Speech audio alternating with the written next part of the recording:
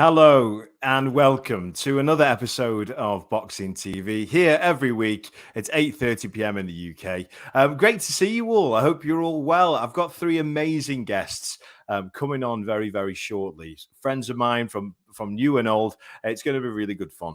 If you haven't seen it yet, on Friday evening, I got beat up by a girl. Good fun. Becky Ferguson gave me this nice little shiner. A big left hand caught me on the side of my head. It sounded like someone hit me with a bowling ball. Good fun. Got to say, not like I've not been punched before, but she did bang a bit. And credit to her. Make sure you check it out. It's really, really funny. Great to see you all. I've got loads of comments coming in straight away. I always love to see every single one of you. Just give you a bit of a shout out. Linda Platt said, yes, at last, free stream, or I don't know how long it's going to last. Oh, it's going to be free forever. I'm doing this for the love of the sport. Paul Driscoll. Hello, Dan. Good day, sir. Fantastic fighter out in Canada. Oh, it's you, Dan. Yeah, it's definitely me. Lisa Webb said, hello, everybody. I hope you're all well. Nice to see you. Dean Beddoes from Mitras Automotive. Thanks for your support. Good evening, Dan. Good evening, mate. Nice to see you. And finally, Leslie Webb. Hi, Dan. Hope you're well. I noticed that the eyes have gone down a bit for our Friday. Luke, get it. She got me. She got me big time, but it was good fun. It was good fun. And credit to Becky, the fight on Ferguson, the Fight of the Year winner. She did a great job. We had a really, really good laugh. So today we're going to be bringing on, first of all, actually, before I go any further, make sure every single person who's watching the stream, press the like button and share so we can get more people watching the stream. Now, I've got three incredible guests coming on today. First of all, an old friend of mine, and actually an old gym mate of mine, Mr. Shabaz Maverick Masoud, unbelievable fighter, and just signed with Matchroom Boxing and Eddie Hearn. So excited. I've always been excited about him, to be fair, but he's really, really doing great things. Secondly, Jimmy Tippett, who's the son of a gangster and son of a former legendary boxer. Such amazing stories. And then finally, he may come on a bit sooner, but another good friend of mine, Blair Cobbs, who he says he's the most exciting man in boxing. And I remember fondly the last time that we interviewed, and I was absolutely buzzing my tits off. Excuse the language. He was such a great guy with loads of energy. I absolutely loved him. I'm going to be bringing on my first guest now because I know he's just about to go into training camp, and some fantastic news from a very good friend of mine, Mr. Shabaz Masoud.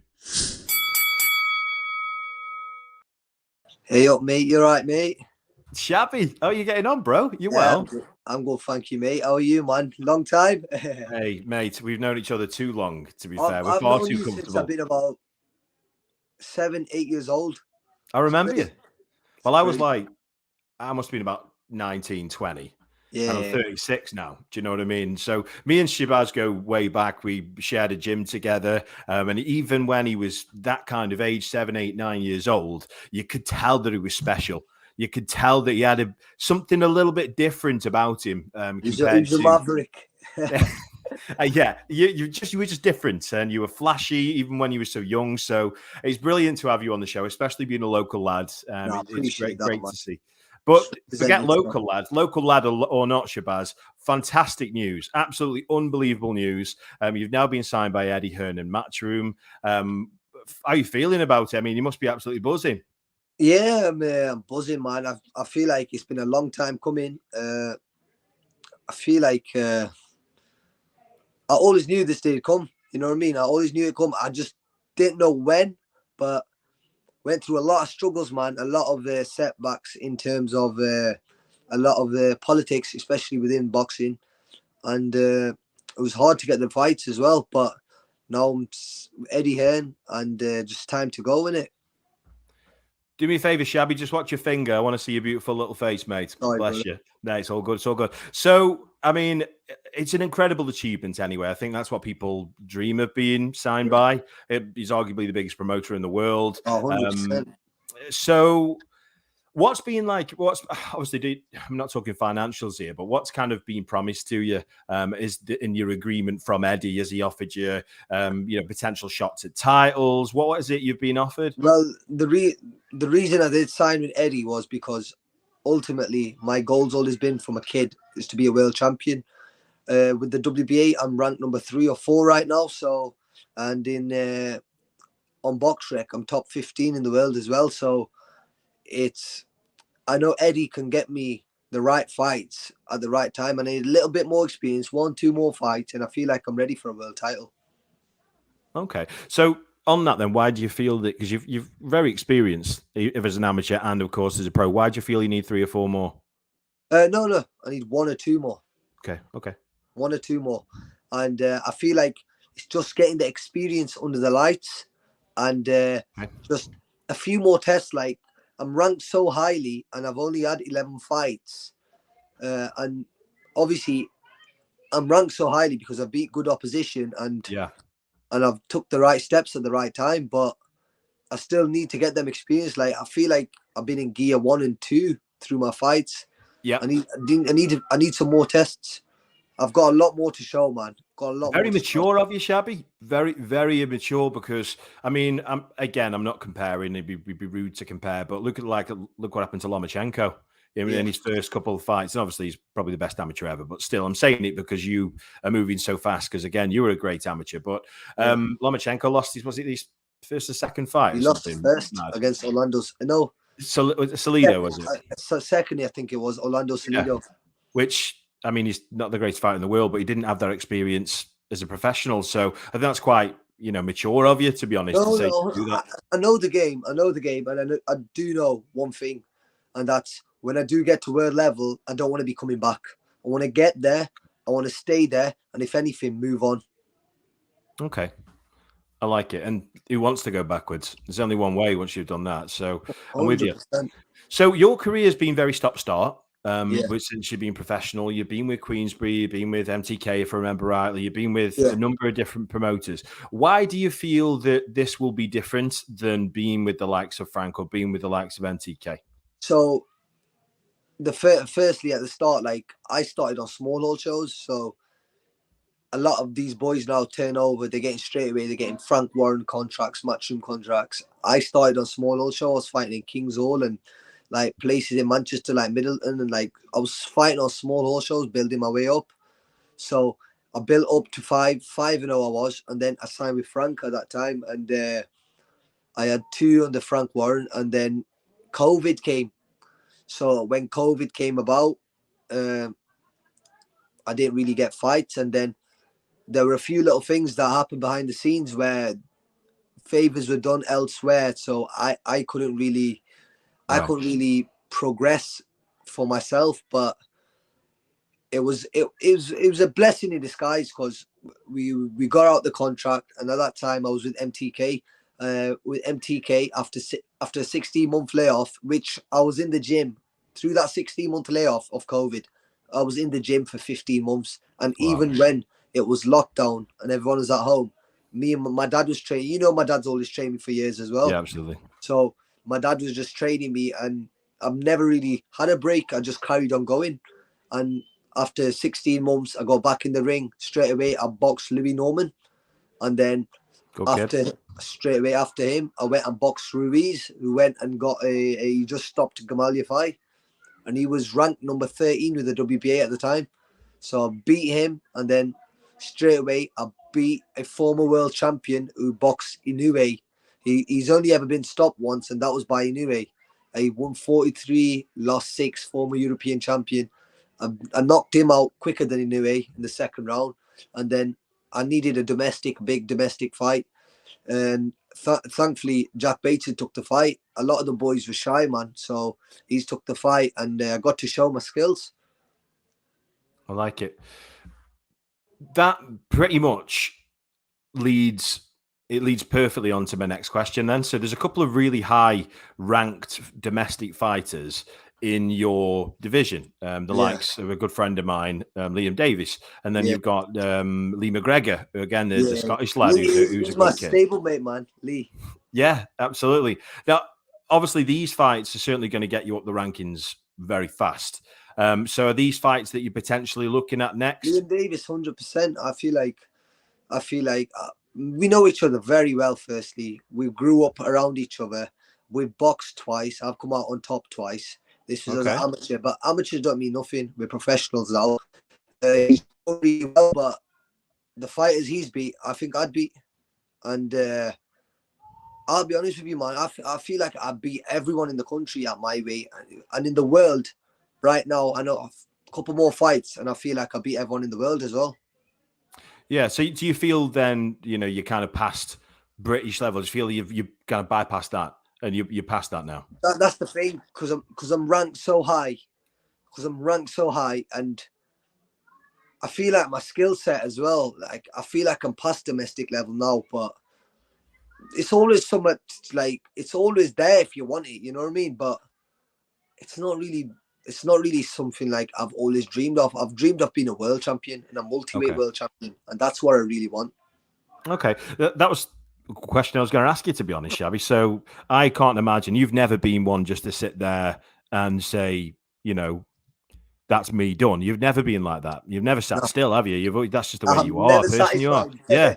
So, do you feel that your skill set and your power, do you feel that you've got enough to go through the weights? 100%, man. You know what the thing is as well. If you look at my frame for a super bantam, I'm really big. I'm very tall for it, and I've filled out as well now. And I know I'll probably win a world title at it. And then as I'm growing and developing, because I always think as soon as my fights finish on a Friday or a Saturday night, I finish. Guess what? On the Monday morning, I'm in the weights room again. I'm building my strength again, and I'm back in the boxing club. I'm just trying to develop every single fight.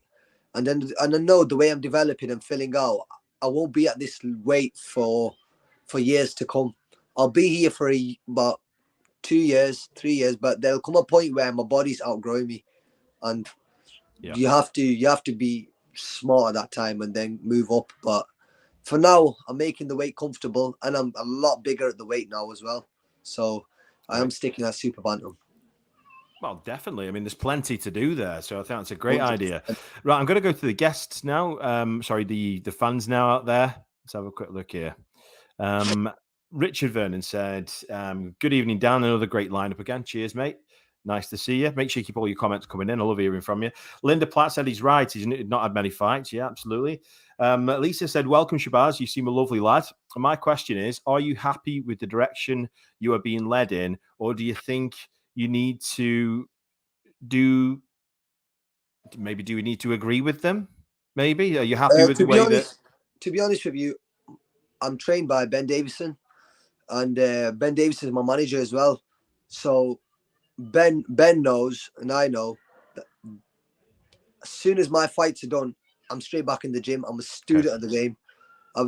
There's not a day goes by where I'm not thinking, eating, sleeping, boxing. Boxing is my life. I love the game.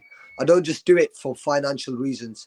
I genuinely love this game. You know yourself, when I was 7, 8 years old in that gym when we were together, I used to always love the game, and that's what it's about for me. Just staying in love with the game and just trying to be a student. I honestly remember you like you wouldn't. I even remember where you were standing when you were doing the Flashing, polo shot. boom. Yeah, I remember you doing all that. Do you remember when we were I do sparring? remember. Like we used to go to sparring camps like Manchester and Macclesfield and places. You used to have, was it a pair You of remember them gloves or Saturdays we boots or used to go something? sparring. Yeah, but what didn't you have like a pair of like jazzy coloured boots or gloves or something? Am I right? I think The cheetah skin gloves. yeah. No way. After God. Prince Nassim, I used to have them. Time, I tell you. A quick one for you, Shabby. So Ben Davison, of course, your manager, of course, the trainer, he's done great things in boxing. Yeah.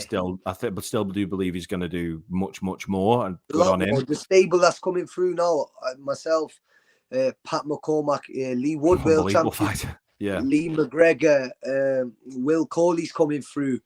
There's Chris Congo's there. Like there's just the stable. He works with Fabio Wardley too. Like I genuinely see, just our stable alone, there should be 3-4 more world champions within the next couple of years, 3-4 years. Question I've got for you, Shabby, is what does Ben Davison bring to the table? Because what I've heard from other fighters is that he's very good working with the fighter and working with the mind of the fighter. I mean, I don't know if that's right or not, but it'd be nice to hear what he's really like. He breaks boxing down. I've been to so many coaches. I've been to many amateur gyms, professional gyms. The only ever coach which I've learned every single session off is Ben Davison and Lee Wiley. And Lee Wiley's another guy, if many people have not heard of him, but he's a boxing analyst. He owns a channel on YouTube, Wiley's Boxing Art and Science. You might have seen his videos. but he's our boxing analyst, and a lot of the time we study boxing, we study opponents, and we go in there with the game plan, which is spot on. Okay. And alhamdulillah, we get it right. Lee Wood didn't have a bad game plan, did he? No, Lee Wood had a bad game plan the other day, so good on him. Even his first fight against Lara, he was winning the fight.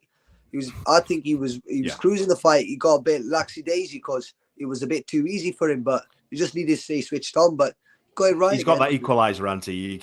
He can detonate that at any point, that Thor's hammer. So you can't blame him. Going back to the fans, Shabaz, fantastic talent, entertaining, puts bums and seats, and a future world champion in the making. Surely a promoter couldn't ask for anything more. Cheers, Les. Which begs the question of why has there been several promoters through such a short career of yours? Thank you for your time this evening. The very best of luck and stay safe. I mean, if you could shed a bit of light on that, why do you feel there's been loads of different promoters? So originally I was with Frank Warren. And the thing was, he's a good promoter and stuff, but it just wasn't right for me at that time. It just wasn't right. There was a few little things happening. I don't want to really go into details, but it just wasn't right for me at that time. And I had to go to MTK. So then I was with MTK, and obviously everything ended up happening and they ended up closing down. I can't really speak too much about it, but it's fine. It is what it is. And then I had signed a deal with Probellum, but it just weren't meant to work out, man. I just feel like time is everything. But now this thing with a lot of my Probellum fighters, I've gone to Eddie Hearn because Probellum had a lot of talent. They did. What happened there? They seem to have gone massive. I wouldn't even say massive, but they did pretty well, and then they just disappeared. I don't know myself, mate. I'll genuinely be honest with you. That's why I don't want to even comment on the situation. But look, since a kid, mate, I've been watching Eddie Hearn for years, and now I'm signed by him. It's just a blessing, man. Good on you, lad. And timing's a big thing as well, Dan. You gotta understand. Not just in boxing, people say timing is everything.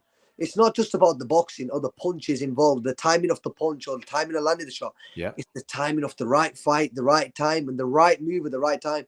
This, for me, promotionally wise, was the right time. I mean, Eddie's an absolute master of putting people where he wants to put people. Genius, isn't he? Absolutely, mate. Linda Platt from over the other side of the world. I like Shabaz. He's humble and well-spoken. Linda Platt was on the show last week. She's actually the first ever female boxing photographer. So she was photographer for Mike Tyson and Muhammad Ali and Sugar Ray Robinson. All them. It's very, very cool lady. Dean Burrows, when is your next fight and who you're fighting? You probably won't know who you're fighting, will you? But do you know what's next? To be honest with you, we've had some names. I'm fighting the scene around September time. I have had some names, and they're all top 30 guys. So I'll be honest with you, I had an interview early on this week on my press conference with Matchroom, and people are saying, "Oh, would you be coming back for a tune-up because you haven't fought since November?" And I said, "Look, tune-ups are for people who are not in the gym. I'm in the gym. I don't want no tune-ups. I want to straight away go and defend my belt, my WBA Intercontinental, straight away defend that, get some more experience down." And I don't want to fight idiots. I'm not in this game to fight idiots. I want good fights, and I want to show my level. I love it. Paul Humphrey said, absolutely crazy dedicated. Again, he's Paul's top lad. Shabaz's shot selection is ridiculous. So excited about him. That's one of your best traits, if you ask me. You've then got some coming in for you from Clinton Ridley. Said, if anyone can get you into position for a world title, it's definitely Ed. Yeah, 100%. You're 100% right there. And Dean Beddoes, will your next fight be in the UK? Will he be in the UK, do you reckon? Yeah, it'll be in UK.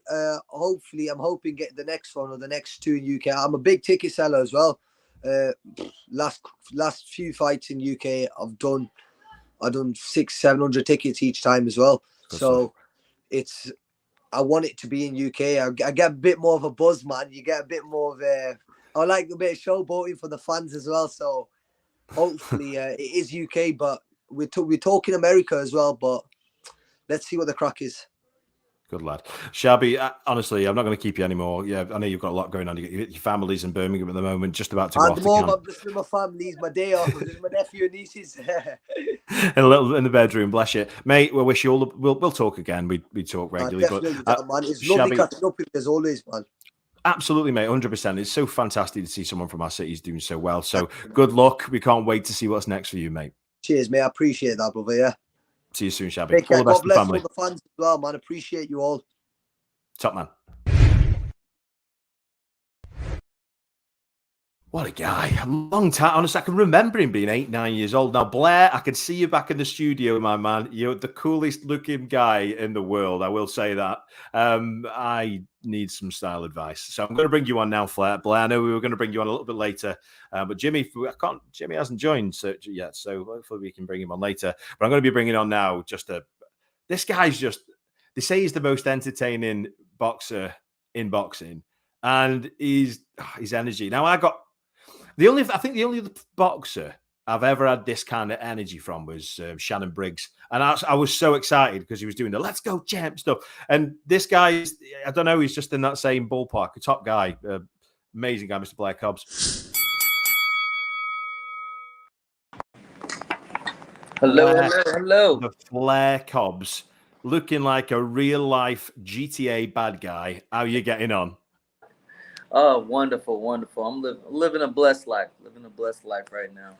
First of all, how you been? I haven't spoke to you for a couple of years now, and you were an amazing interview then, and I can only imagine since what's developed in your career since, it's going to be just the same. But I'm going to talk about some of the things we did speak about. You probably don't even remember, but there's a few things that we spoke about last time. I was like, wow, as if that's even happened to you in your life. But starting with you, I mean, Blair, please just introduce yourself. Tell us a little bit about you. Well, my name is Blair the Flair Cobbs, the most exciting man in boxing, fighting out of the 147 division, putting the whole boxing world on their seats. This is a big time. It's a big moment right now. We have the big fight with Terrence Crawford and Errol Spence happening, and right now Blair the Flair is waiting patiently to come in there and take over the welterweight division, one champion at a time. Ooh. Don't hold your words or anything, mate. You know, it's just love it. I absolutely love it. Now, you say that you're the most exciting man, or they say that you're the most exciting man in boxing. You tell me, Blair, why are you the most exciting man in boxing? Apart from having a knockout power and this unusual style, why are you the most exciting? I'm the most excited man in boxing because right now boxing has taken a back seat with allowing politics, allowing all kinds of other things that has nothing to do with boxing when it comes to finances and this and that to stop people from making great fights happen. Blair the Flair will fight against the odds and still win. There's just not enough of that happening right now. We're waiting for big fights to happen, but it happens years later when it's a little too late. Blair the Flair is looking forward to fighting the biggest, the best out there as soon as possible. While Blair the Flair is the best, Blair Flair wants to see who's the greatest. We're in a time period where people don't see greatness anymore. It's all about politics and stats and status. And Blair the Flair seeks to disrupt the powers that be. I absolutely think you're amazing. I really, really do. You're such a wicked character. Now, Blair the Flair. Now, of course, you've been trained by Freddie Roach, which is just, I mean, people would dream to be trained by such an esteemed trainer. What's it like to be trained by someone who's thought that well of, like Freddie Roach? Well, right now I'm not training with Freddie Roach particularly, but back when I was, it was honestly like a dream come true being in the gym where tons of champions have went in and out of. Being amongst my peers of probably the highest quality fighters that you can possibly ever be around. And that is also a dream come true. I'm gonna tell you the truth. Most people cannot stand living, breathing in that gym. Everybody's on edge. Everybody wants to be the best. And then you have this silly guy with crazy hair that calls himself the greatest and the great one that's got more skills than he can handle, and more status than he can handle, and more than everyone else. Blair Flair had to make sure that he's the great one. So walking in that gym was definitely like a special moment for me, and I hope for everybody else that's in that gym. I hope that I brought something to the gym when it came to that excitement, because that's what I do. I excite. I make people happy to go in the gym. I make people happy to train and happy to see the great one. I love it. Now, talking about you in your career, last time I spoke to you, you were unbeaten. However, you did take your first loss to Alexis Rocha. Now, it seemed like you got caught. I watched the fight a little bit earlier on all the way through, just so I was refreshed and ready for it. You were doing really, really well in the fight. You just got caught and didn't seem to recover. But I want to hear it from your end, because that's always a completely different story when you're the actual fighter. Tell us a little bit about that from your end. Well, the fight I was dealing with handicaps. There's a few things that people don't notice about boxing. Most people are trying to win over fights, big fights with circumstances. That fight right there, and along with most of Alexis Rocha's fights, pretty much all of them, have been circumstantial fights. They're not actual fair one-on-one, here we go fights. In that particular time, I was on a big layoff, and I only had maybe two weeks or so, 2 or 3 weeks to prepare for the fight. Right. But of course, I'm Blair Flair, and this guy is Alexis Rocha out of all people. So he's supposed to be easy for Blair Flair regardless. So I took the fight. And then that's just what happens. Lack of preparation and lack of the right circumstances to make it a fair fight. In a fair fight, I don't see him making it at all. I mean, it's obviously easy. I mean, if that was a 2-week notice, Blair Flair. And the thing is, most people don't really notice that the fight wasn't even promoted until the last bit of time. Right. Okay. The fight was not really promoted at all, and it still sold out.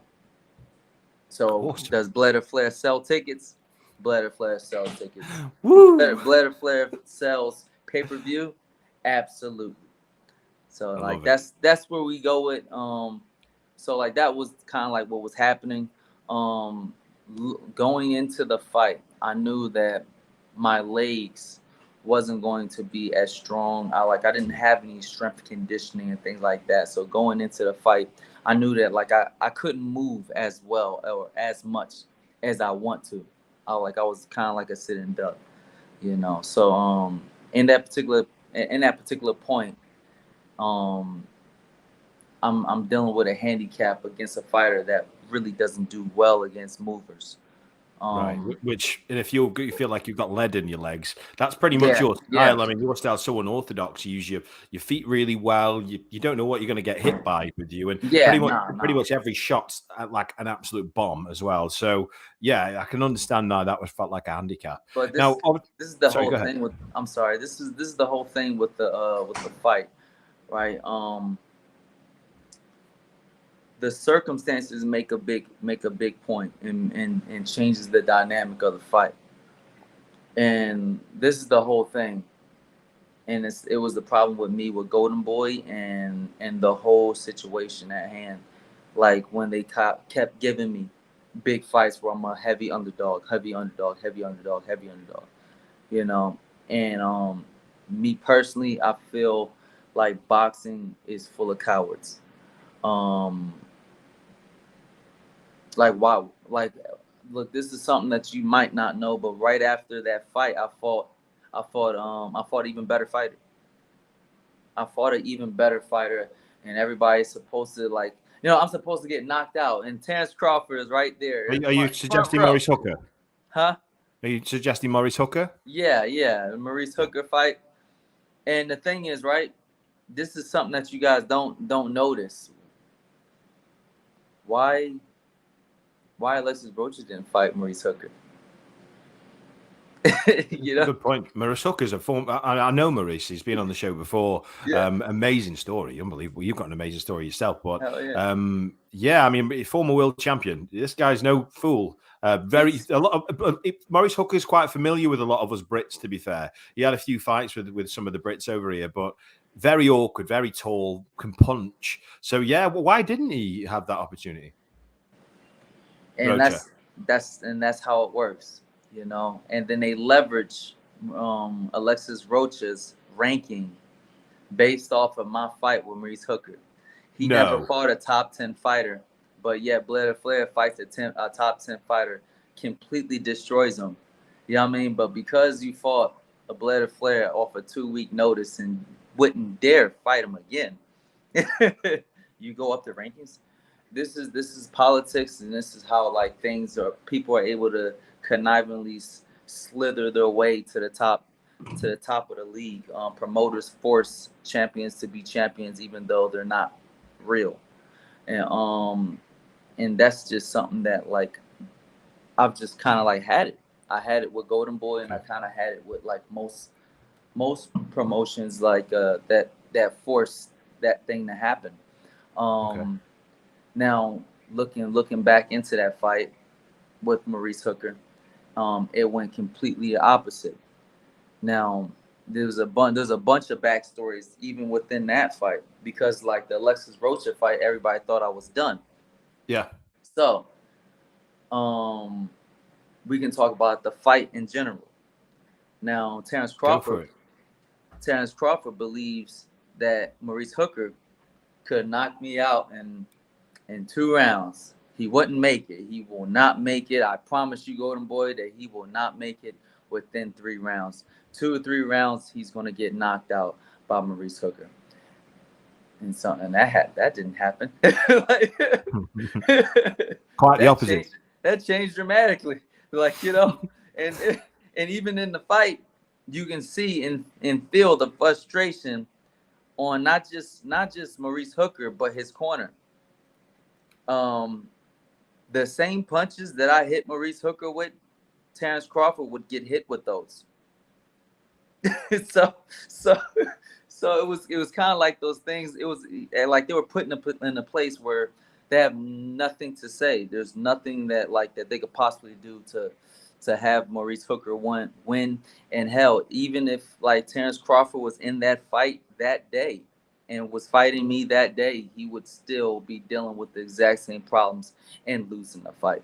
What ends up happening right after that fight, BLK Prime wants to put on fights and wants to have Terrence Crawford host and have a fight. The first person that they throw out, and I know this because I know the people that was working with BLK Prime at that particular time. They like their biggest wants is for Blair Flair and Adrian Broner to make way and shake up the world again with charisma and real boxing skills. But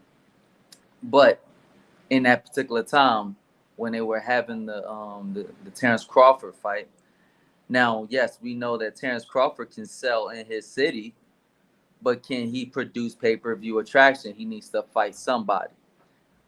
Why don't you fight Blair Flair? He just came up off a big win against Maurice Hooker in the top 10. It's plausible that you could fight him, and it's gonna sell. Why don't you fight him? Oh no. He immediately turns me down. Why? Because he is scared. That's just simple as that. Like Blair Flair is a problem, and there's not enough data to figure out exactly what I'm capable of in the ring. Yeah, it's because you can't train for. Yeah, I'm a person that you really can't train for. You don't know what the hell I'm not sure you know what you're going to do half the time. It just seems that you throw shots from anywhere. How could you even train for you? It's not only that. I mean, watch him. If you haven't seen Blair the Flair Cobbs, make sure you do, because this guy's so exciting. And I honestly don't know how you train for you. I really, really don't. Certainly stay away from that left hand. That'd be a good start for sure. Blair, what I want to do with the fans, I want the fans to learn about you and your story. You and your story have got It's insane. Now, I'm going to let you tell it, but talk to me about your childhood, your father, and how you managed to end up in Mexico. And you need to listen to this, guys. It's an incredible story. Please tell us, Blair. Man, that was just a series of unfortunate events. Like, my father was dealing with making money the illegal routes, when it comes to like drugs and things like that. And man, one thing led to another. He crashed the airplane. I used to fly airplanes, as a child. I was actually like getting airtime, flight time, and all that good stuff. And my father had a license to fly airplanes and stuff like that. He was flying illegal drugs across borders and things like that, and places like that. And yeah, he crashed the airplane on one of his trips, probably putting way too much stuff in that particular airplane, that particular jet or whatever. And it was just way too much, and it shut the plane down. The plane crashed with hundreds of millions of dollars of stuff and money. And is this basically the backstory behind Cocaine Bear? Probably. It probably is, because he landed in the middle of nowhere in like some forest in West Virginia or somewhere, and he somehow miraculously survived. He miraculously survived and flees the country and all that stuff, and like it's just been one crazy thing after the next, because like I wake up one morning in my mansion in Hollywood, and it's being ransacked by the police, and the house in Beverly Hills is being raided, and there's white vans being parked outside the door at all times, listening on my phone conversations and things like that. There's a lot of crazy stuff that happened, and then like eventually like having to like kind of disappear and get new identities and new IDs and passports, and try to create a fictitious but semi-reality that doesn't exist. You know what I mean? To try to get people to understand why I'm there, because even the simplest questions like "What's your name?" becomes taboo when you're on the run. The simplest questions, because you look different. What are you doing in Mexico? Or at least like you look a little bit different. Like you don't talk Spanish very well. What are you? And me just trying to like create new identities that can make sense for this and that occasion. It definitely causes a breakage in your mind where like, you know what? How about I be who I want to be now? Woo! The most exciting man in boxing is coming to take over the division of the welter. It's basically that. Yeah. You see all the action and the drama. It's coming from that. It's coming from the fact that people say they have a hard time with identity and whatever they have, but they don't really know what it really feels like to be gone. And that's just what happened in that particular season of my life. Moving forward into like the season of coming back into the United States, almost as an illegal immigrant, my damn self, and and trying to like somehow get my own identity back and try to get placed, and then trying to find my place in this world, in America, and it's not really just America, it's really the world, because like that becomes an issue. Trying that must to find be so hard, place. Blair. Yeah. I was about to say that, because how would you know what's the real you? Especially if it's from a young age. Do you feel that's why you can turn this persona on whenever you want? Because it reminds me of a similar kind of thing with there's a bridgerweight who was a heavyweight over here called Alan Babich. I don't know if you've ever seen him. He looks like a Spartan. He's a great guy, but he says he just imagines he's this savage. And he calls himself the Savage, and he's like he just changes persona into this particular I am now the Savage Babich. And it's a similar kind of thing with Katsidis. Do you remember him? Michael Katsidis. Yep. I interviewed him not too long ago, and he believed, and I don't know if many people have seen this interview because I've only started uploading on YouTube, but Michael Katsidis was an absolute beast, absolute monster of a fighter. He had a big tattoo, like Greek tattoo on his back, and he genuinely believed that the reason he could walk into that ring because he was a descendant of Achilles, because his family are from a little tiny village where Achilles was basically born and where he lived, and his granddad was like ridiculously strong, where he used to be able to go like that, and like 10 guys that hang off each of his arms, and he genuinely believed that he was a descendant of Achilles. So is that kind of the way you do it? Do you switch on and then turn into this highly entertaining character, or is this the real you? Like, it's all like, this is the crazy part. It's all me. It's all me. You know, I mean, part of it is definitely God, but like, it's all me. It's all who I really am. Like, people have this idea that like people are just like one way, but like the thing is, like, that's all me. Like the charismatic character that's put on when the lights and the cameras and the actions and people call action and I go out there and I perform. That's me too. You know, that's who I am. Like in my true realm, in my true nature. That's the child in me. You know, when we were children, right? And I hope you can imagine yourself back in that particular time period when you were a child. You know, you always wanted to be the hero. You wanted to be the hero that saved the day. And if you couldn't be the hero, you had to be a villain. You could anything if there was anything you didn't want to be, was just a bystander. Oh, absolutely. So when I put on this cloak of insanity, which is Blair the Flair, that's my true childhood. That's the true innocence right. of like the character of a child. You know, the imagination, and that's really what I want to do in the first place. It was never about just, oh, I just want to win a world title. I just want to be a great boxer. No, I want to inspire the imagination of man. I like it. I want to Awesome. spark something within human hearts.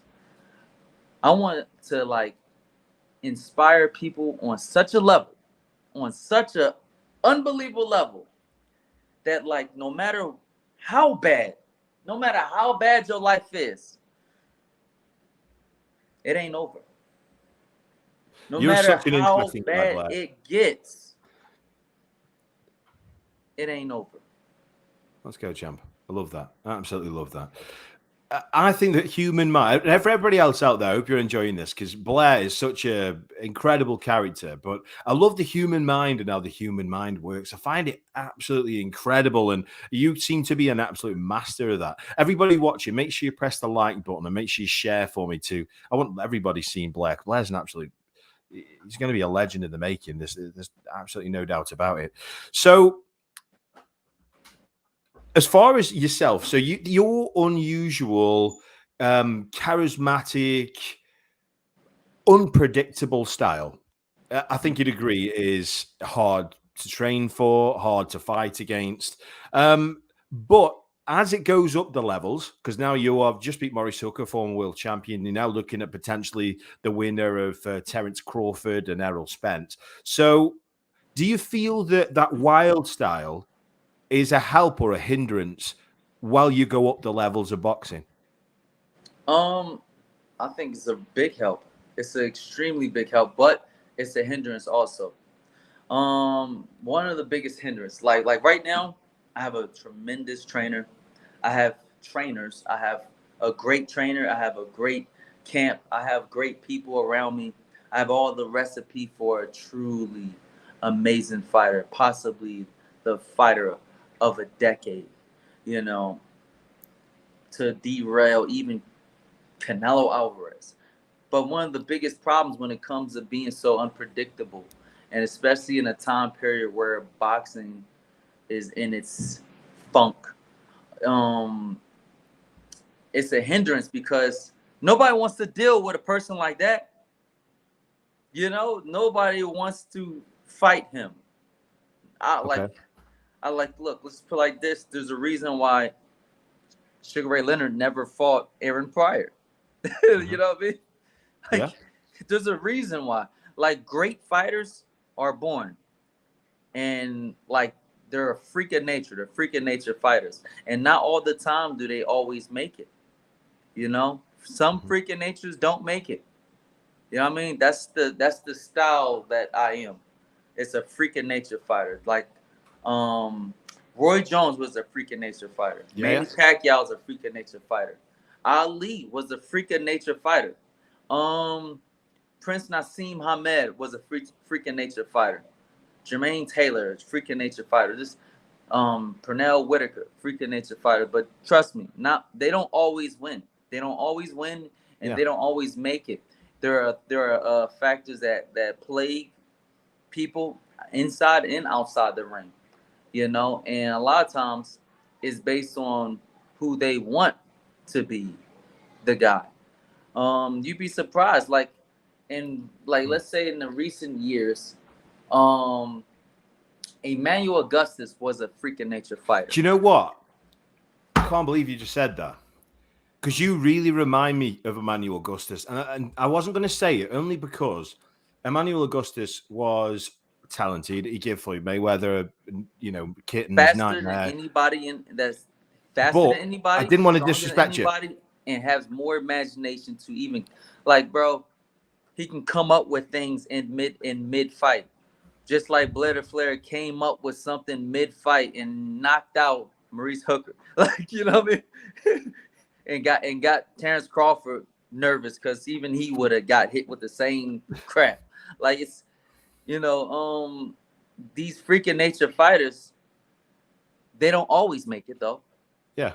And Emmanuel Augustus didn't really. I mean, he was a good enough fighter. I think he was a lot better fighter than he had credit for. But I actually was going to mention that a little bit earlier on. But what I didn't want to do is disrespect you at this stage of your career. And Emmanuel Augustus didn't make the upper echelons, let's say, of the sport. But the way his movement is at times does remind me a little bit about you. Just going to the fans.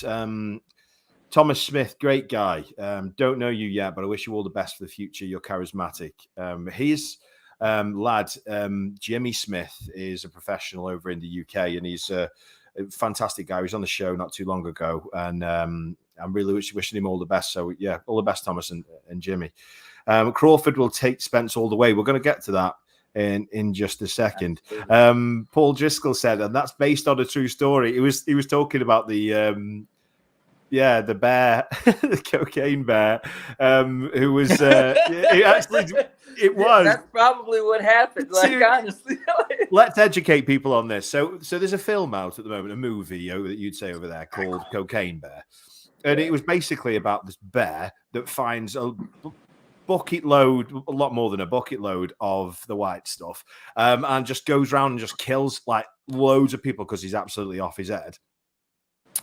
But it's a true story. It actually happened. So it'd be quite funny find out where your dad landed with that plane full of stuff. And if it's the same place, can you imagine how funny that would be? Yeah, because you would imagine that there's like a lot of what you call bricks, just every which way when that plane went down. It's not like I'm pretty sure it wasn't like nice and just in one nice neat packaged place, you know. Oh no, I've lost Blair. Hopefully he'll come back. It's out in the middle of nowhere, you know. So it's insane.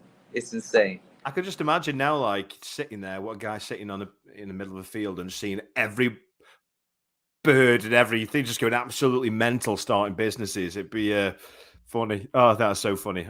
I'm just losing Blair. Hopefully he'll come back in a second.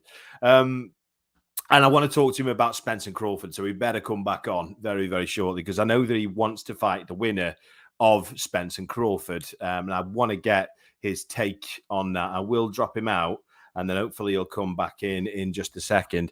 Going on to some of the news of what happened over the last few days. In fact, he's back now. This is what happens when you're live.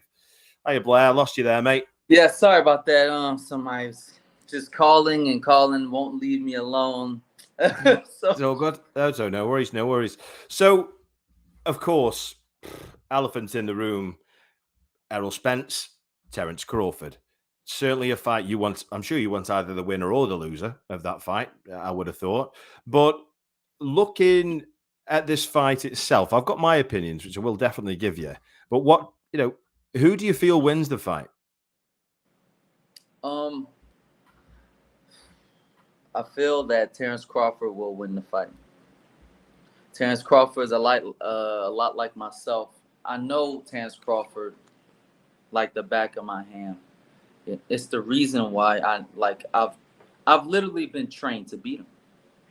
Like, I know all his tricks. I know all of his talents. I know his weaknesses. You know, and I know how to beat him because I can beat him. But like, I don't think Earl Spence is going to be able to beat him. You know, and the reason why is because it's not like Earl Spence have incredible speed. It's not like he's going to be hard to see. You know what I mean? I can move so fast. I can move faster than your eyes can actually see. You mess around long enough in the ring with me, like, you can misplace where I'm at times, you know, especially when I'm in my peak. Um, but I don't see Earl Spence doing that at all, man. He's Okay. going to be very, very like regular. And yes, he might have a lot of aggression, but that aggression is going to have to be very, very. He's going to have to be very patient and very calculative and not push too hard because then he'll get hurt. Earl Spence is still a human being. Mm-hmm. Earl Spence is a human being and he can get hurt just like anybody else. You know, and that's just what I see. Terence Crawford, he makes a whole lot more adjustments. So like in the ways of like adjusting, Crawford makes better and faster adjustments Yep. within the realms of his ability. You get what I'm saying? I Like completely agree. now, That's my thoughts too, to be fair, yeah, Blair. yeah. So within the realms of his ability, he can make a lot of adjustments to take over a fight.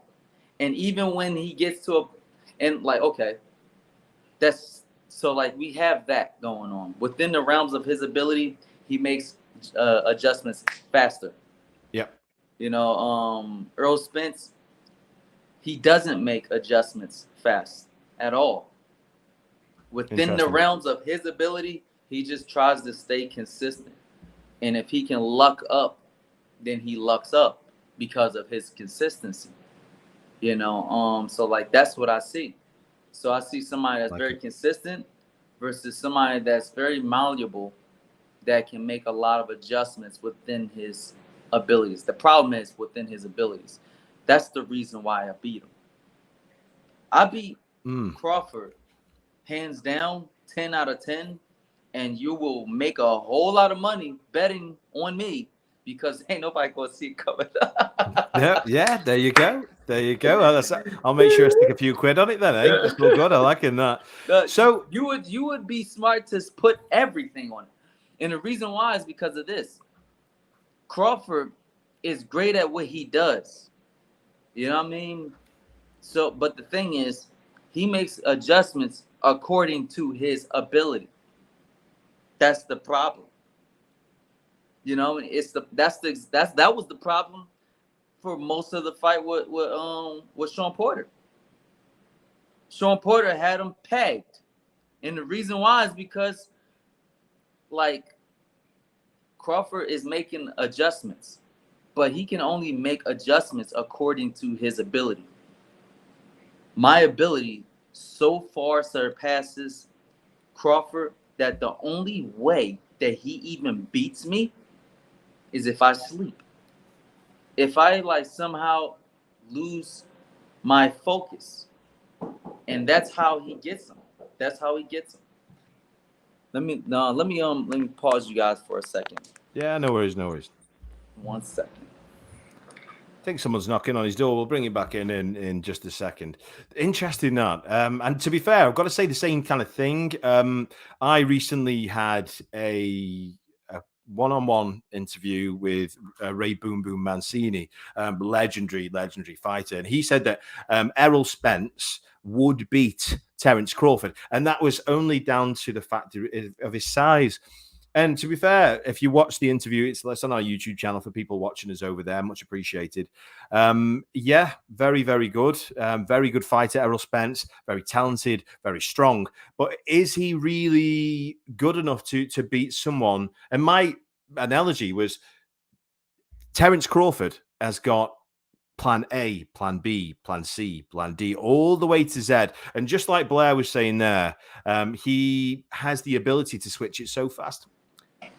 Blair, I was agreeing with you, and like I say, I've done a recent interview at the British Boxing Border Control Awards with Ray Boom Boom Mancini, who was an unbelievable fighter back in the day. He was over in the UK recently, and I said the same thing. He thought Errol Spence would be the person who wins, only due to the fact of the size and how big he is and how big his shoulders are.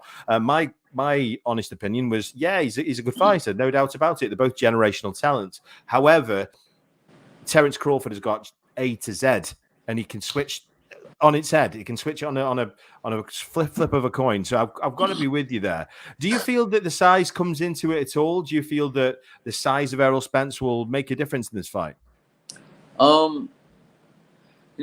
Size is like a double-edged sword. It can help you, but it can also hurt you. It can also hurt you. Like it was the same. It's the same thing it's the same thing that would happen, like that happened between me and Hooker. Hooker is dramatically bigger. Matter of fact, he came in a whole weight class bigger than me. He came in a whole weight class bigger. I'm 147. He's 154, 153, 156, some crazy number like that. Size can hurt you just as much as it can help you. It's crazy how he can make that weight. Yeah. He's massive, isn't he? Yes, he's very massive. Errol Spence is, and the thing is, he can be hit.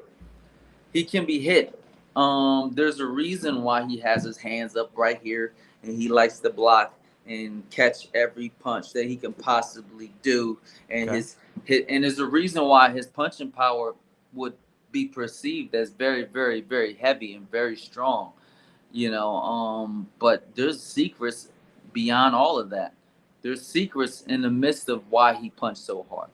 He uses his full body. He has everything's coming from his feet. And his structure, he never changes his structure. There ain't no whole bunch of movement and head movement and all that stuff. So there's very few chains in the link between the power coming from the ground to the ends of his fists. He knows that he needs to be at a specific range to get his punches off. You don't see him getting too close. You don't see him moving out too far. He needs to be at a specific range. Yeah. And and his hands is up here, where he's doing this for a reason. His reflexes is not that great. His eyes is not that fast, not that sharp. There's punches that he can't see coming. If a person was fast enough, if a person did certain moves that gave him not too many we call it signs and symptoms that a person's throwing something and things of that nature, a person can trick his eyes and land a punch. And if his hands is far from his face, he can get hit in the temple and get hurt and get damaged. He would much rather take the punches coming front row down the face. Because at least when he's like that, he can do a quick step back to get out of danger. Okay. But that's I see through all of it. I'm built to beat both of these guys. But that's why people like me don't get a chance. Really interesting comment, which is pretty much spot on what you were saying. Paul Humphrey said Spence looks to plant his feet, and Crawford's lateral movement is far too clever for that. That's actually a really good analogy, because it's similar to what you were saying there. He's forward, he can't move, like you, really. He has to plant his feet and throw his Like, shots. for instance, Errol Spence is great coming forward, and if he gets frustrated, he's going to try to just come forward.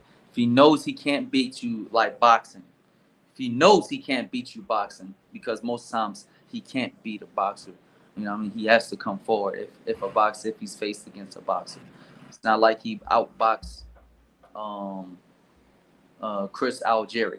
You know what I mean? Like, he came forward. Now the thing is, when you're coming forward, and like if your weakness is reflexes, and the thing is, guys will fight you on your weak points. I think Terrence Crawford is smart enough to move lateral and throw off his pursuit to come forward and catch him in the mist. Catch him in the midst of him trying to find him with his high guard. Because like when a person's moving around your high guard, you have to hurry up and try to track him down. Because if he moves too fast, you can't see nothing that's happening, because he's here and your hand is right here. You know what I mean? So like what ends up happening, if you get blinded to such a degree, you're in deep shit.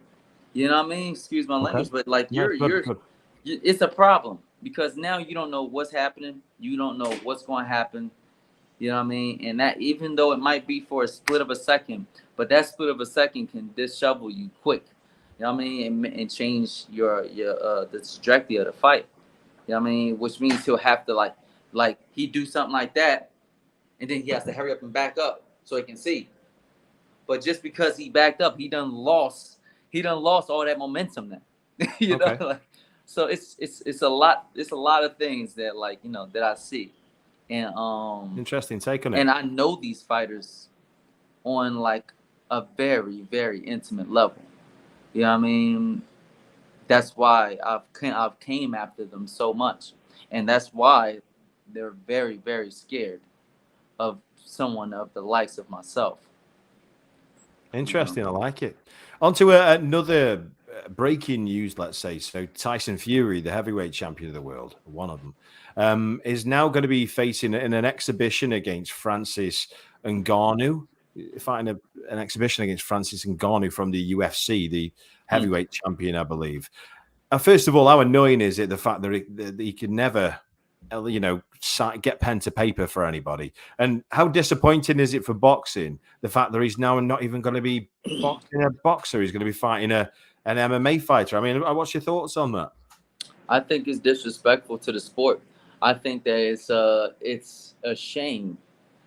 And that's exactly why Blair the Flair says all the things that he say. I'm tired of boxing. I'm tired of the nonsense. And like, really, I'm not just speaking for myself. I'm the people's champion. I talk and I speak about everything that people are thinking but not saying. You know what I mean? Like, yeah, you might like Terrence Crawford, you might like Errol Spence, but we could have had this fight a long time ago. No, they weren't saving money or making more money from like not fighting each other. It was damaging the fight by itself. I don't like that stuff. I don't like the fact that we have fighters like real top world champions that's like, you know what, I'm going to do an exhibition instead of like fighting a mega fight that everybody wants to see. What was the problem? It seems like he's the problem at that point, or like people in his camp is the problem, because the other champion, what's his name? Usyk said okay to everything, and not only that, he did, but he was the one who walked away. Huh? He was the one who walked away. Usyk was the one who walked away from it. I don't blame him. I don't blame him. He was. I promise you he was. But to be fair, I don't blame him because of what he did. I did a video recently with one of the top guys at Queensbury, Frank Warren, who look after them, Dev Sani, and he confirmed that it was Usyk that did walk away. But I think that was down to Saudi money, and in fact, it was down to Saudi money. He then got, potentially signed by, it may well be potentially signed by Skills Challenge, the Saudi Arabia guys.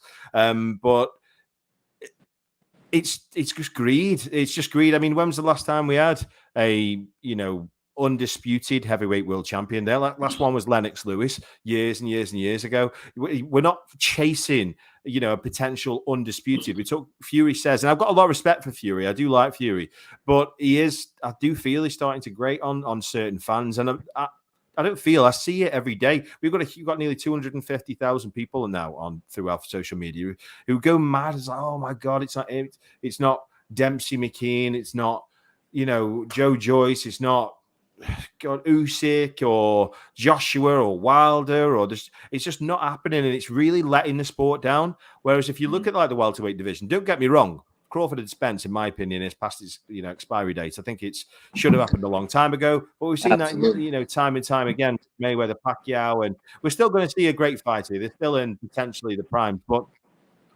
they are flying the flag at the moment. Whereas realistically, if we're going to be straight with each other, I know you're a welterweight, but that is like the glory division. That's what everybody really want to see, the big heavyweight fights.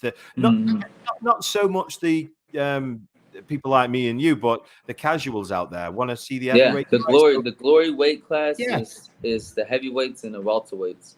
And they're really letting them down, aren't they? They're letting it down. They're letting them down. And the heavyweights, is good. It's a problem. It's a problem, but like, something, before I start complaining, I'm going to give a good thanks.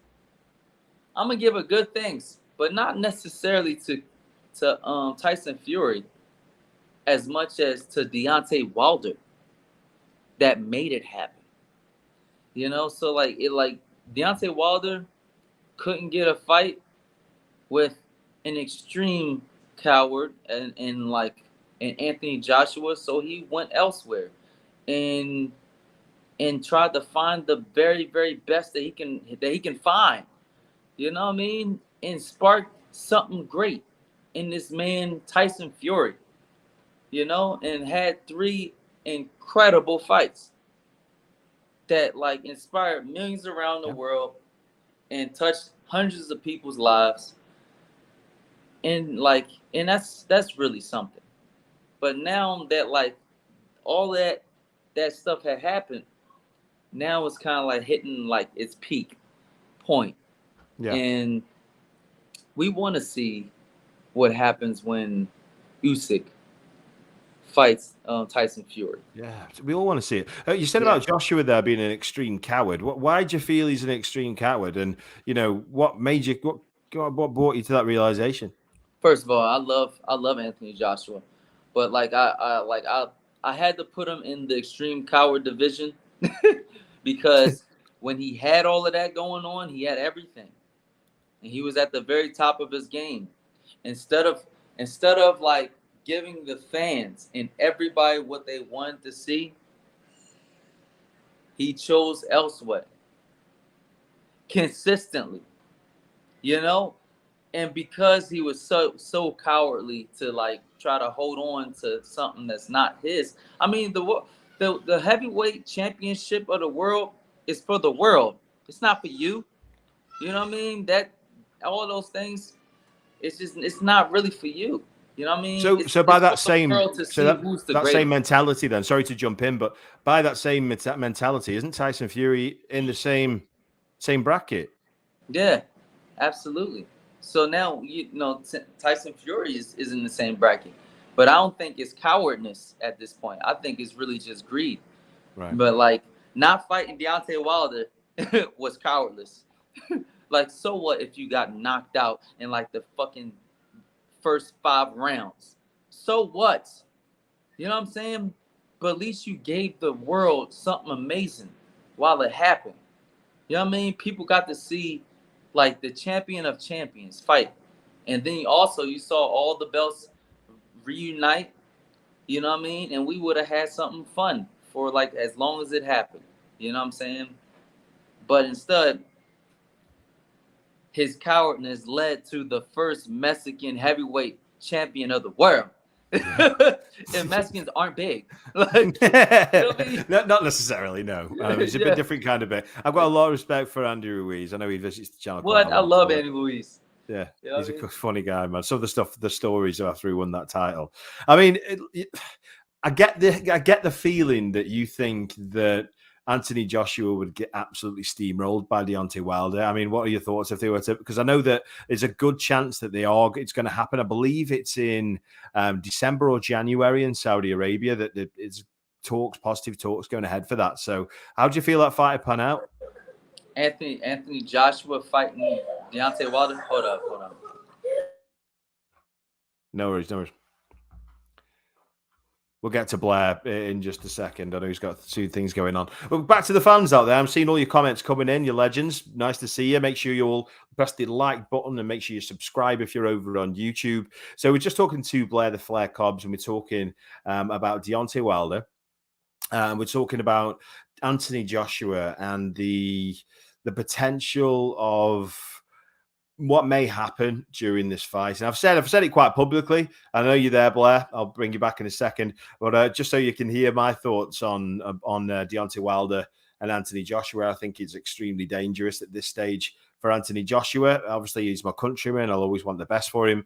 But the truth of it is I don't think he's in any mental. I think that's the main thing. I don't think he's in any right mental state. I don't think he has the courage right now. I definitely think he's got the right courage to fight him, but I just don't think it's the right thing for Anthony Joshua to do. But there's a big but, Blair, which I know I'm going to bring you in out here. At this stage, where does it go? Because you're looking now at Dillian White, which is absolutely a step back. But even that's falling through. So let's bring Blair back on. So, I don't know. You talking about Anthony Joshua, right? Absolutely. So Look, if he fights Deontay Wilder, what's going to happen? He gets knocked out, man. I mean, odds is he gets knocked out. That's the odds. The odds is he gets knocked out, and it probably don't make it past the 6th round. You know what I mean? But that's the thing, man. Like, we need to stop forcing champions. You know, just let's stop forcing champions. Like the Anthony Joshua train was something that was forced. So what ends up happening, like Anthony Joshua didn't get tested until later on. You know what I mean? And like right now, he's gotten tested now, and like he's in this position where he might not be like mentally all there, but like that's where he needs to fight these demons. You know what I mean? This is where he needs to fight and really see what happens. Like, because the thing is, right? Like, we live in a time period where the guys take one loss and they just disappear. They just disappear completely. Actually, they're just gone. Like, how cowardly is that? Like, you mean tell me it only took one loss for you to like give it all up? You know what I mean? Like, that's not near. Like, I've already been through way worse than just having one loss. You know what I mean? Even though that loss wasn't even a real loss, but like just in life. And I feel like there's a lot of great fighters out there that's done a lot of amazing things, that's never been through anything, that didn't go through enough of the fire. So like when they get put in a position where like they're going through this turbulence, they really don't know how to react to it. Is that you kind of get what I'm saying? I do, yeah. Just seeing this coming in here, backing up what we're saying. Leslie Webb said, "Why is the heavyweight division being allowed to become the joke it has?" I mean, yeah. I mean, obviously, I think boxing is allowing boxing to become a joke. You know, like boxing shouldn't allow, what's his name? Jake Paul. Jake Paul. Yeah. Boxing shouldn't allow him to take a step back. Like, I'm sorry, but you know something? Because, like, I gave him all the props in the world for that fight with Tony Fury. You know what I'm saying? I'm like, yo, he fought a fucking fair one. And the judges, nobody was like swindlers or nothing like that. No, it's a fair fight. You know what I mean? It was a great fight. That was a fair fight. Now, why don't you ever take a step back? You know what I mean? Now you're with us. Now you go out and you make us proud. Be a fucking real fighter. And if you lose, you lose. Not then go back to Nate Diaz. If you win, you win. If you lose, you lose. But the thing is, that's what you're doing would bring boxing back. Yeah. Not going backwards to like fighting Joe Blow, I'm a UFC fighter that's well over the hill and like not even active as a UFC fighter. And like Joe Blow, oh, I never fought a day in my life, but I got follows. Like, you know what I mean? I just think that that like Jake Paul is better than that. You know what I mean? And I think boxing he wasn't that bad. better. He's not that bad. I mean, at first he wound me up because he's saying I'm the next Muhammad Ali and all that. I mean, it wound me up a little bit there. I thought he was a bit disrespectful to the sport at that stage, if you ask me. But you know what? Again, credit to him. You know, if he fought Tommy Fury, and then it was a decent fight. I mean, it was all right. I don't think any of them are going to light the world up or anything, but it was a fair fight. So yeah, even then move on to area level or fight for a couple of titles instead of going back to Nate Diaz.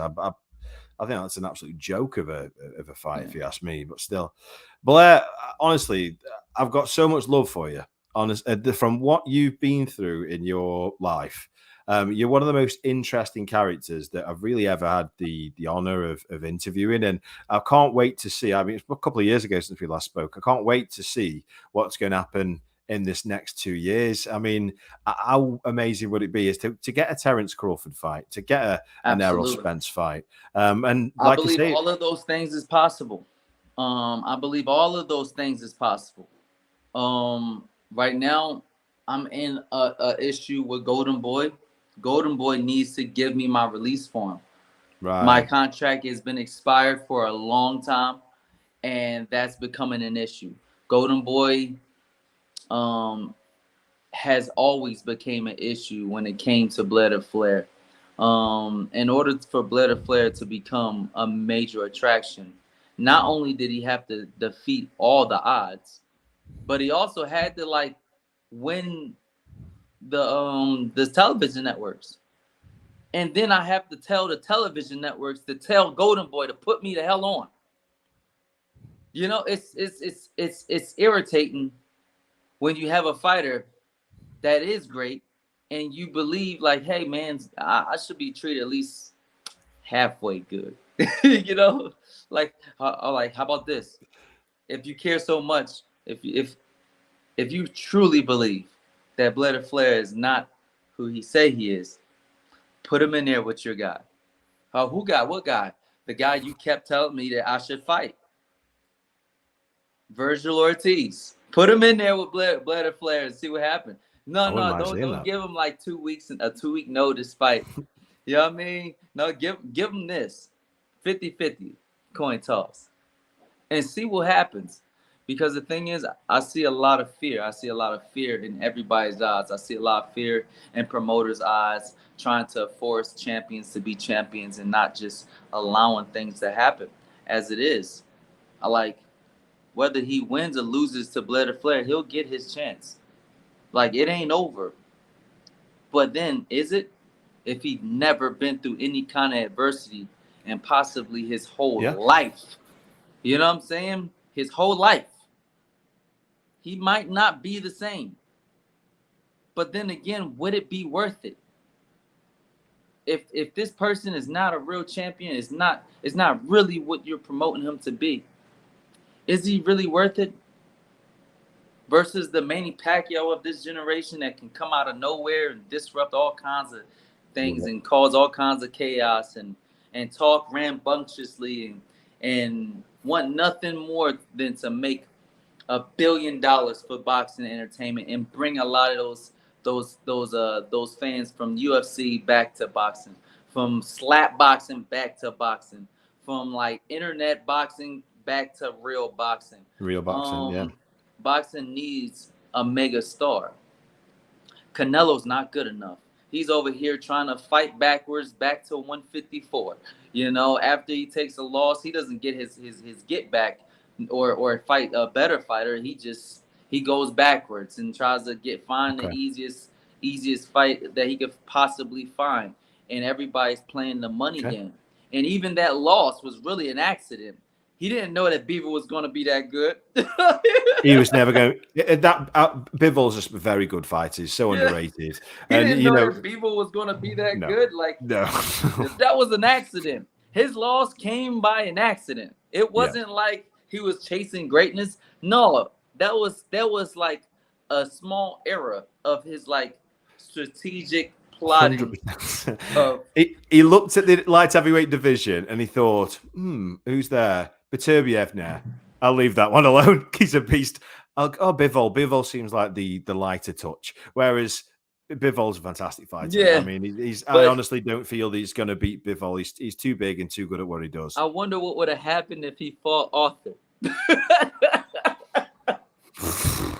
Ooh, yeah. I'm not sure I'd like how that would finish, mate. Yeah. How about this? How about you fight that 4-year-old man with like fists and hands that are so strong that it can break bricks, and it doesn't matter where it goes and where it comes from. They're arm punches. They're not going like you can't even predict arm punches. You know what I mean? You can't predict arm punches. You can't see him coming. So he's going to break you down and demolish you. He's like Beterbiev. He's like a modern day light heavyweight Rocky Marciano, isn't he? He's just a beast. He's absolutely horrible. Monster. Fantastic fighter, though. He is a monster. He's a monster, man. Horrible.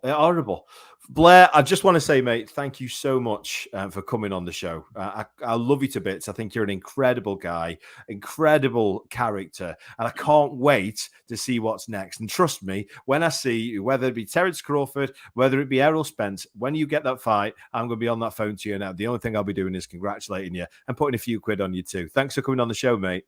Thank you so much. It's been a wonderful pleasure.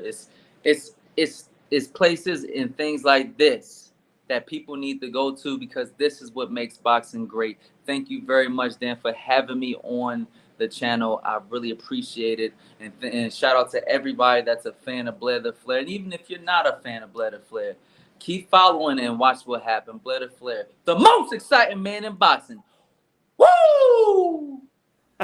What a man. Cheers, Blair. See you soon, mate. All right. Take care. How can you not get excited by that guy? I really, how can you not get excited by that guy? Moving on to a couple of things that's happened over the last couple of days. Thanks for all your comments coming in. I really appreciate you tuning in every week, guys. Much appreciated. Defo Blair fan. We've got that's Rick Flair. Yeah, absolutely. Linda Platt saying great guest. Cheers for that. Linda Platt said he reminds me of Eddie Murphy. I think that's just a woo thing. I don't know. Lee Hurley said, what a guy. Absolutely, what a guy. Just top bloke. So moving on to some of the things that happened last night. Jared Anderson against Charles Martin. Prince Charles Martin, I'll be honest, I've said it before. Generally, I think that the real Prince Charles, or the King Charles now, was better than him. But do you know what? He surprised me. And he tested Jared Anderson. If you don't know Jared Anderson, very, very good heavyweight, very talented, switch hitter, very good. But he got caught solidly 2 or 3 times last night, which more than that maybe, which tested his chin. Very, very, very interested there. Savannah Marshall against Cruz Dezern. Savannah Marshall got the win with the Claressa Shields at ringside shouting everything to Cruz Dezern. I still don't, greatest respect again to Savannah Marshall, but I still don't see her beating Claressa Shields. I don't know about you guys out there, but I can't see that happening anytime soon. Biggest news was Alexander Usyk is going to be fighting Filip Hrgović next, apparently. That's interesting. I still think that's a really good fight. Filip Hrgović is an incredibly talented fighter, no doubt about that. So that's an interesting fight that might shake, it might be a bit of potential banana skin. I know when he fought Zhilei Zhang and beat Zhilei Zhang, that was such a close fight, but he still did beat him. And, you know, Usyk's a lot smaller. Interesting fight. Guys, I just want to say thank you so much for watching the show every week. I really, really appreciate it. Next week, I've got an awesome one. Let's have a look here who we've got on next week. Got a really interesting one again next week. I'm really sad not to get Jimmy Tippett on today. Hopefully we can get him on again soon. But coming up is really interesting. I've not really had a guest like him before. But next week we've got a guy called Niall Berry, who's just won Prospect of the Year at the Midlands. I think it's like 7 or 8-0. Really cool guy. JJ McGhost, Jay McFarlane, is going to be coming on, the popular Scottish heavyweight. And a guy called Mickey Bushell. He's an MBE, so he's been kind of honored by the king, the queen. And this guy isn't a boxer. He's just an inspirational story. And he's actually got, bless him, half a body. He's got no legs, no anything, just a torso and his hands. And he climbed a mountain. He literally climbed a mountain, a full-blown mountain on his hands. And he's there at the top of the Wrekin, if you know what this is in the UK. And he's doing a handstand off the top of the mountain. Insane. I can't wait to hear that. That's going to be a crazy, crazy story. Thank you, everybody, for tuning in every week. Really appreciate all of the support. Take care. Stick into your boxing. And I'll see you next week, you legends. All the best.